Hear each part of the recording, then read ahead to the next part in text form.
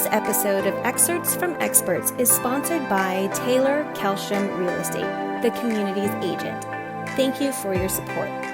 If you would like to sponsor one of our episodes, email us at mediateam@childfamilycenter.org. Hi everyone, welcome to today's episode. Today we'll be focused on alcohol and the impact upon our mental health. Today I'm here with Dr. Salma Wahidi, who will be helping us understand the impact of alcohol on our physiology, our brain, and what we can do if concerns with alcohol use. Welcome, Dr. Salma Wahidi. Thank you so much for joining us. Thank you so much for having me. So with COVID-19, we're seeing increased sales of alcohol throughout the nation. And with increased isolation, we can see that alcohol may be used as a coping skill to kind of manage everything that's going on. So I first wanted to ask you, how does alcohol impact the human brain? Thank you, Monica. So you're actually absolutely right that nationwide there has been an increase in alcohol sale and also use. So to answer your question, alcohol impacts various parts of our brain or various structures in our brain, which results in slurred speech, impaired memory. Now, in most cases, for individuals who don't have prolonged alcohol use, these effects may be reversible. But for some individuals that do use alcohol in a larger amount and their use is prolonged, these impairments may stay much longer even when they are sober or no longer using. But specifically, the research shows that alcohol use, especially prolonged alcohol use, does play an important role in memory impairment. That's so important, especially because there are different kinds of use, right? There may be some more social use, but if the alcohol use is prolonged and used for coping, then it's something that really could become an issue, it sounds like. Absolutely, because some individuals try to self-medicate or use alcohol, like you said, as a coping skill, which obviously is not a healthy coping skill, and that leads to additional issues.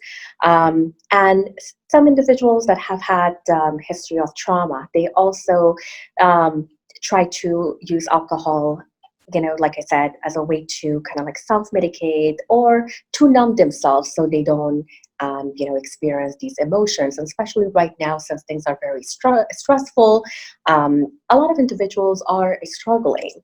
So there could be, they may be triggered, or they may be, due to the level of stress, they may be triggered to use. So just like you said, a lot of people are using it nowadays as a coping skill. And when there are pre-existing mental health conditions and prolonged substance use, what are the concerns that that brings up for you?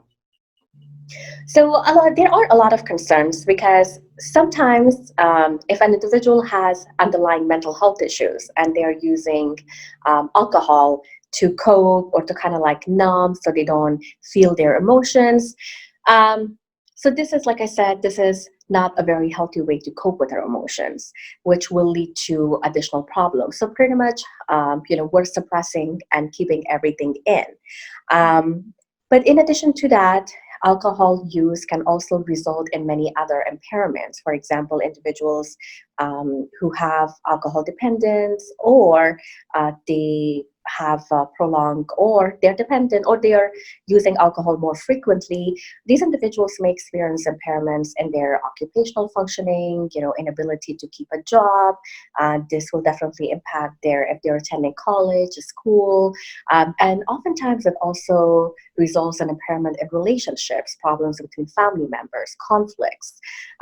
So these are some additional areas of concern that alcohol use can actually it is not just the mental health that we're concerned. It also can result in impairments in many other areas of an individual's life. Wow, so I'm hearing you say that, alcohol use may start as a way of coping with mental health concerns or pre-existing mental health issues. However, it may begin to snowball, even impacting, their occupational functioning, their social functioning, within their peer groups, and actually minimizing those support groups that are so important to succeed.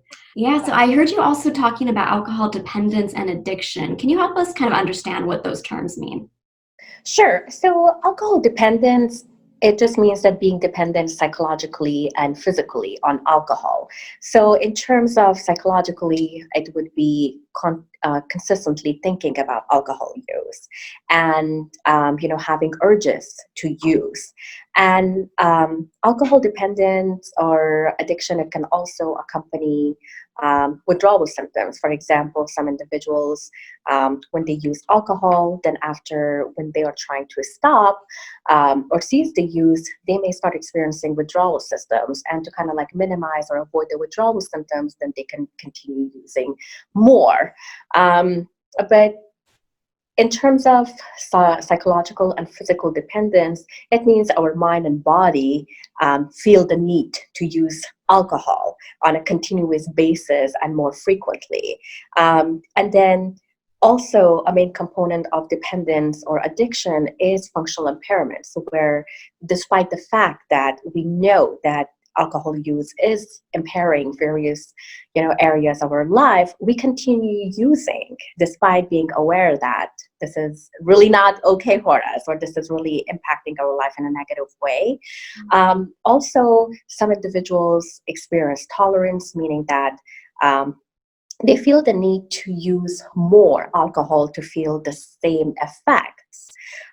In some cases, they may start experiencing physical symptoms such as being nauseous, such as throwing up, and some individuals, they may spend the money that they earn from work to get alcohol or to buy alcohol. So there are so many things that that is included when we say dependence or addiction. So it's not just one component. There are so many different things, but I personally think that the main component is just the prolonged use and not being able to control your use or reduce it, and the desire to continue using despite being aware that your life is being affected in many negative ways. That's so important what you're talking about here, but especially because alcohol tends to be kind of a normalized, something that we do within our culture. People talk about, let's go out to happy hour, we're going to have a glass of wine after work. And sometimes those behaviors can begin to escalate and lead to all of these consequences that you're talking about here. So I think this is such an important conversation to have and continue. So if someone is, concerned that they are struggling with alcohol dependence or alcohol addiction, what are some of the treatment options out there? So there are various treatment options, and the research has shown that these treatment options are actually highly effective for treatment of alcohol use disorder. And these treatment options include individual therapy, where you're working with a mental health professional, also attending individual counseling sessions with a substance abuse counselor. Group sessions seem to be highly effective as well. In particular, some clinicians or some therapists, they use cognitive behavioral therapy, which seems to be focusing on, our maladaptive thinking pattern, unpleasant feelings that lead to alcohol use or engagement and other unhealthy behaviors. Also, getting a sponsor, attending AA meetings, all these components together can actually lead to a successful treatment outcome. That's great. And I imagine, someone who's considering entering into some type of treatment program may have a lot of questions or feel really nervous, or it is a really vulnerable situation to be in once you recognize that, I may need some help with this.